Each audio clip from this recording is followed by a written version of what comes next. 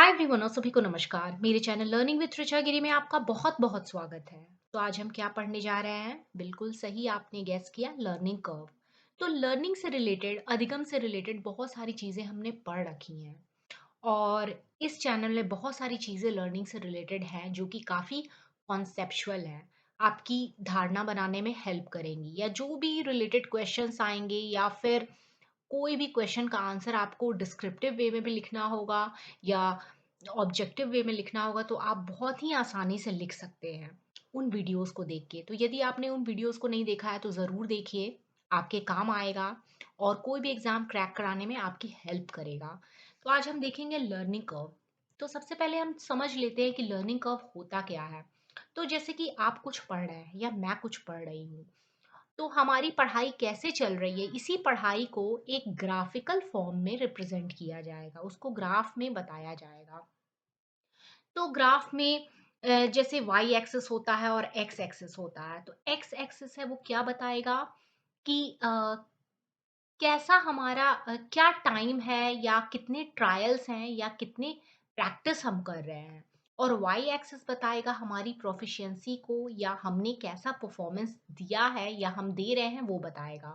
तो Y axis बताएगा हमारा परफॉर्मेंस और एक्स एक्सिस बताएगा कि हमने कितनी प्रैक्टिस की है या कितना टाइम लिया है या कितने ट्रायल्स किए हैं, तो ये बताएगा। तो सबसे पहले लर्निंग कर्व को इंट्रोड्यूस किया गया 1885 में by the psychologist named Hermann Ebbinghaus. तो शायद मैं प्रोनाउंसिएशन गलत ना हो। तो इन्होंने field of psychology of learning में इस चीज़ को इंट्रोड्यूस किया, बट इसका नाम एक्चुअली में 1903 में आया। तो लर्निंग कर्व क्या बताता है? Rate of improvement in various learning situation. तो लर्निंग सिचुएशन में या जो भी चीज़ हम लर्न कर रहे हैं उसमें क्या इम्प्रूवमेंट है ये बताता है, रेट ऑफ इम्प्रूवमेंट बताता है लर्निंग कर्व। तो लर्निंग कर्व के हम टाइप्स देख लेते हैं। तो हम जनरली पढ़ेंगे कि ये 4 टाइप्स के होते हैं। सबसे पहले हम देखेंगे स्ट्रेट लाइन कर्व या लीनियर एक्सेलरेशन। तो ये कर्व जनरली स्ट्रेट लाइन का होता है और यहाँ पे जो है वो जो लर्निंग प्रोग्रेस है वो यूनिफॉर्म होता है या हम कह लें वो कांस्टेंट होता है। तो ये जैसे ये परफॉर्मेंस है वाई एक्सिस पे और एक्स एक्सिस पे नंबर ऑफ ट्रायल्स है। तो जैसे जैसे ट्रायल्स बढ़ेगा परफॉर्मेंस बढ़ेगा। तो यही ये दर्शा रहा है। इसे हम हिंदी में सीधी रेखा वक्र भी कहेंगे या रैखिक त्वरण भी कहेंगे। तो आगे अब हम सेकंड लर्निंग कर्व देखेंगे। सेकंड टाइप क्या है? सेकंड टाइप है पॉजिटिव एक्सेलरेशन, जिसे हम कॉनकेव कर्व भी कहते हैं। तो कॉनकेव कर्व में क्या होता है? सबसे पहले स्टार्टिंग में जो लर्निंग होती है वो धीरे धीरे होती है और फिर बाद में फास्ट हो जाती है। तो इस प्रकार के लर्निंग कर्व को हम इंक्रीजिंग रिटर्न्स भी कहते हैं या हिंदी में हम कहेंगे धनात्मक त्वरण या नतोदर वक्र। तो यहाँ सबसे पहले क्या होगा? सबसे पहले गति धीमी होगी सीखने की और फिर तीव्र हो जाएगी। तो जैसे यहाँ पे परफॉर्मेंस जो है वो स्लो है, बट विथ लेस टाइम, कम ही समय में फिर परफॉर्मेंस बहुत अधिक हो जाता है। तो इसके पीछे का बहुत सारे कारण हो सकते हैं, या तो प्रैक्टिसेस बहुत ज़्यादा हो रही हैं या कुछ मोटिवेशन मिला है। तो इसके पीछे बहुत सारे कारण हो सकते हैं इस तीव्र गति होने के। आगे हम देखेंगे नेगेटिव एक्सेलरेशन। नेगेटिव एक्सेलरेशन जिसे हम कॉन्वेक्स कर्व भी कहते हैं।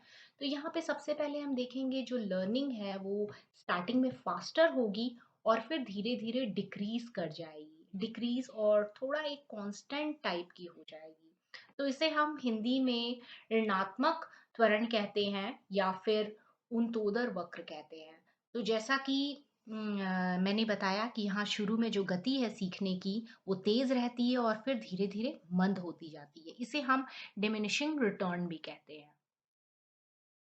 तो इसके भी पीछे के बहुत सारे कारण हो सकते हैं कि पहले इंटरेस्ट अधिक होगा, फिर सीखते सीखते इंटरेस्ट लेवल कम हो जाता है या फिर मोटिवेशन कम हो जाता है, तो वो जो गति है वो बाद में मंद होने लगती है।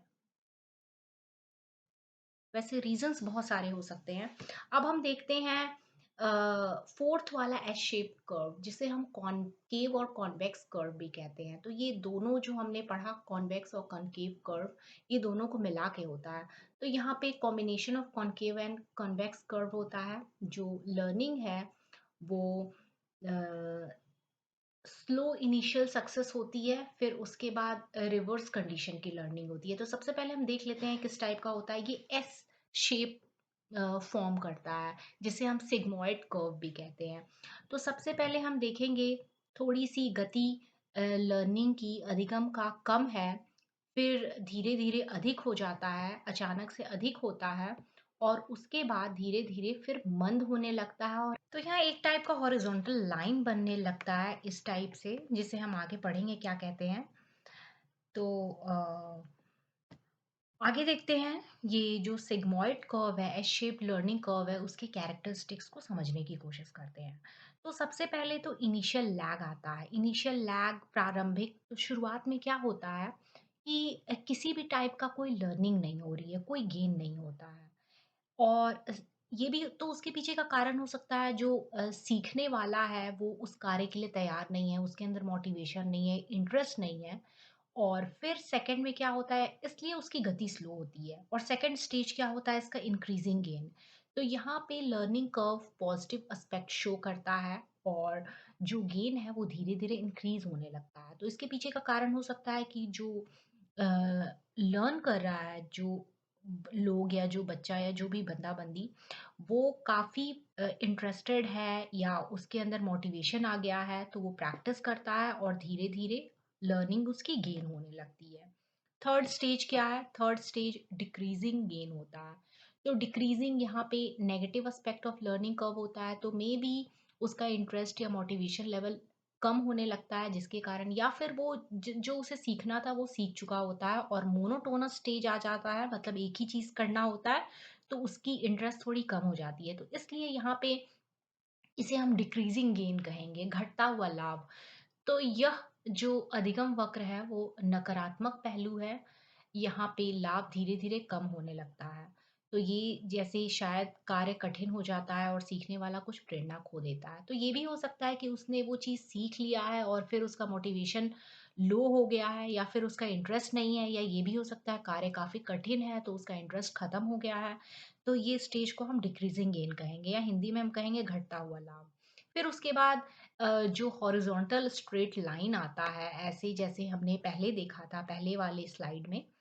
तो जैसे ये धीरे धीरे फिर हॉरिजॉन्टल स्ट्रेट लाइन आने लगता है, तो इसे क्या हम कहेंगे, तो इसे हम प्लेट्यू कहेंगे। ये लॉन्ग फ्लैट हॉरिजॉन्टल स्ट्रेच होता है लर्निंग कर्व में, और यहाँ पे बताता है कि कोई प्रोग्रेस नहीं है लर्निंग में। तो लर्निंग में कोई प्रोग्रेस नहीं होने का कारण आप समझ सकते हैं, या तो कार्य कठिन हो गया है तो उसका इंटरेस्ट खत्म हो गया है, या फिर उसने वो कार्य सीख लिया है और वो चीज़ उसे बोरिंग लगने लगा है, इसलिए वो पठार आ गया है, वो प्लेटू आ गया है। उसके बाद क्या है, एंड स्पॉट। तो एंड स्पॉट क्या कहेंगे, तो प्लेटू आने के बाद लर्निंग में थोड़ा उछाल आता है, रिवाइवल ऑफ लर्निंग होती है। ये आफ्टर प्लेटू स्टेज की बात होता है, इसे हम एंड स्पॉट कहते हैं। उसके बाद सीसेशन ऑफ लर्निंग होता है, तो इसे हम लर्निंग की लिमिट कहते हैं, कि यहाँ पे ये लर्निंग की सैद्धांतिक सीमा है, थ्योरेटिकल लिमिट है। तो वैसे तो लर्निंग हम कहेंगे नेवर एंडिंग प्रोसेस है, सिंस बर्थ टू डेथ होता है। लेकिन हम कह सकते हैं थ्योरेटिकल लिमिट ऑफ लर्निंग ये है, सीसेशन ऑफ लर्निंग। तो लर्निंग को, अगर लर्निंग कर्व को देखा जाए तो हर पैमाने में या हर लर्निंग में काम नहीं आती है। जैसे हम एग्जाम्पल ले सकते हैं कि कहाँ कहाँ काम आ सकती है। जैसे कोई मशीन पे काम करना हो, उस मशीन को सीखना हो, तो वहाँ पे लर्निंग कर्व से हम पता लगा सकते हैं कि क्या है लर्निंग कर्व, क्या है, क्या परफॉर्मेंस हो रहा है लोगों के द्वारा जो चीज़ जो काम कर रहे हैं। या फिर एक और हम एग्जांपल कह सकते हैं कि जैसे ऑपरेशन थिएटर में, ऑपरेशन में जनरली एक ही टाइप का प्रोसीजर यूज़ होता है डॉक्टर्स के द्वारा या नर्सेस के द्वारा। तो वहाँ पे भी हम एक ही टाइप के इक्विपमेंट यूज़ करते हैं, और लगभग एक टाइप की ही चीज़ें होती हैं।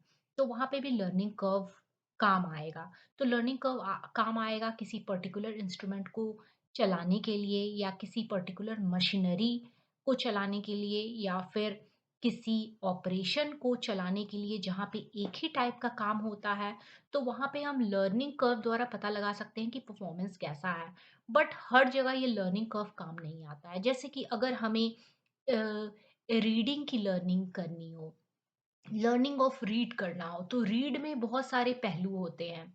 तो जहाँ पे बहुत सारे वेरिएबल्स हैं, वहाँ पे ये लर्निंग कर्व काम नहीं करेगा। जहाँ सिंगल वेरिएबल है, वहाँ लर्निंग कर्व काम करेगा। जैसे रीडिंग में हमें हर चीज़ देखना है, हमें फोनेटिक्स देखना है कि कैसा उसका प्रोनाउंसिएशन है, हमें देखना है कि कैसे वोकैब्युलरी है, फिर से कौन-सी मेथड्स यूज़ कराए जा रहे हैं रीडिंग को लर्न कराने के लिए, सिखाने के लिए, या फिर मोटिवेशन लेवल क्या है, तो ये सारे अलग-अलग पहलू हैं। तो जब बहुत सारे वेरिएबल्स होते हैं तो जो लर्निंग कर्व है वो काम नहीं आता है, बट एक वेरिएबल पे काम आ सकता है। तो आई होप कि वीडियो आपको समझ आया होगा। यदि वीडियो अच्छा लगे तो इसे लाइक कीजिए, शेयर कीजिए और सब्सक्राइब कीजिए बेल आइकन के साथ।